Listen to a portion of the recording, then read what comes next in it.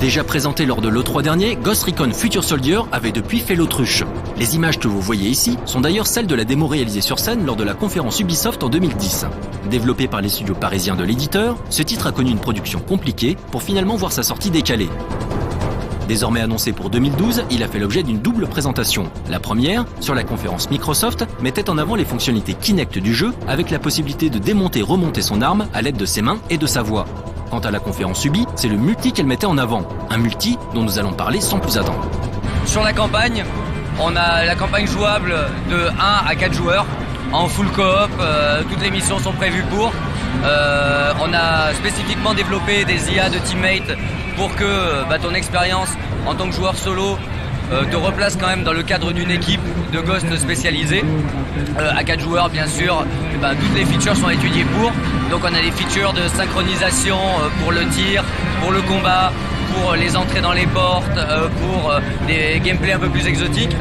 Et à côté de ça, on a la partie multijoueur, qui est du multijoueur compétitif, jusqu'à 8 contre 8, avec différents modes de jeu. Donc je ne peux pas trop en parler non plus, parce qu'il y en a certains qu'on n'a pas révélés. Celui qu'on présente spécifiquement à l'E3, c'est le mode conflit, qui est une espèce de team deathmatch, avec des objectifs qui apparaissent en cours de combat. Donc ça favorise le teamplay et ça favorise l'interaction entre les joueurs. Donc c'est quelque chose qu'on a voulu avoir en parallèle entre l'expérience solo coop et l'expérience multi-compétitive, c'est-à-dire avoir vraiment une collaboration entre les joueurs, l'utilisation de mécaniques assez pointues comme l'intel, comme la détection des autres ennemis, comme le partage d'informations entre les joueurs. Donc ça c'est à peu près commun aux deux modes de jeu. Et ça nous permet d'avoir des joueurs qui se reconnaîtront aussi bien dans la campagne, qui est quand même scénarisée, et dans le multiplayer, qui est complètement compétitif. Avec une campagne principale que l'on nous promet solide, puisque jouable en solo mais également jusqu'à 4 en coop, un petit point sur le contexte géopolitique du jeu s'impose. Donc Ghost Recon Future Soldier, ça se passe dans un futur proche, pas défini justement, on préfère garder cette liberté, c'est toujours très Tom Clancy justement de garder dans un futur proche où on peut reconnaître des éléments de la réalité actuelle, mais voilà, on se projette un peu plus loin.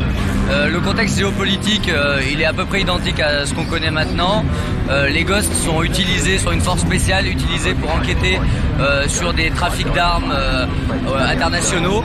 Et ils vont découvrir au fur et à mesure qu'il n'y a pas que le trafic d'armes et qu'en fait le problème s'étend beaucoup plus loin et qui va mettre en péril la sécurité internationale. Voilà.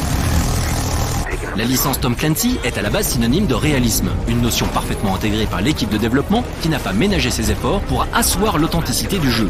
Tom Clancy, il y a toujours eu une règle d'authenticité, donc on doit faire avec cette règle. Donc on a fait appel à des consultants militaires, on a des spécialistes d'armes chez Red Storm, on a eu des visites d'anciennes forces spéciales américaines qui sont venus chez Ubi Paris nous entraîner.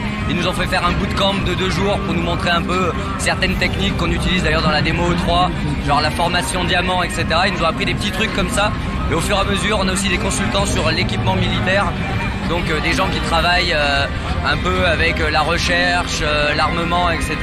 Donc on a toujours pu avoir ce souci d'authenticité et le pousser aussi dans la fantaisie que nous on voulait avoir pour ce jeu et sur nos mécaniques de jeu en fait. Prévu pour 2012, Ghost Recon Future Soldier sera malgré tout comparé à 2 des gros blockbusters de cette fin d'année, Call of Duty Modern Warfare 3 et Battlefield 3.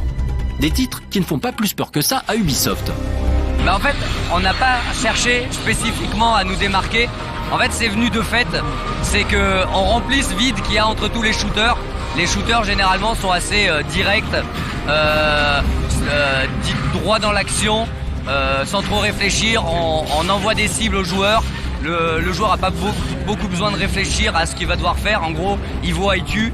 Il évolue dans des villes un peu vides, etc. Nous, on a voulu justement fournir une autre expérience, c'est-à-dire une expérience où beaucoup plus rusée pour le joueur, qu'il ait un espèce de bac à sable devant lui et des outils et choisir justement sa méthode de résolution de ce problème-là, c'est-à-dire qu'il va avoir un certain nombre d'ennemis, un certain nombre de gadgets, ses teammates et à lui de décider s'il va tuer tout le monde en engageant directement un combat frontal ou bien plutôt faire du flanking ou bien utiliser ses gadgets, utiliser les grenades, utiliser le drone pour marquer des ennemis, utiliser ses teammates.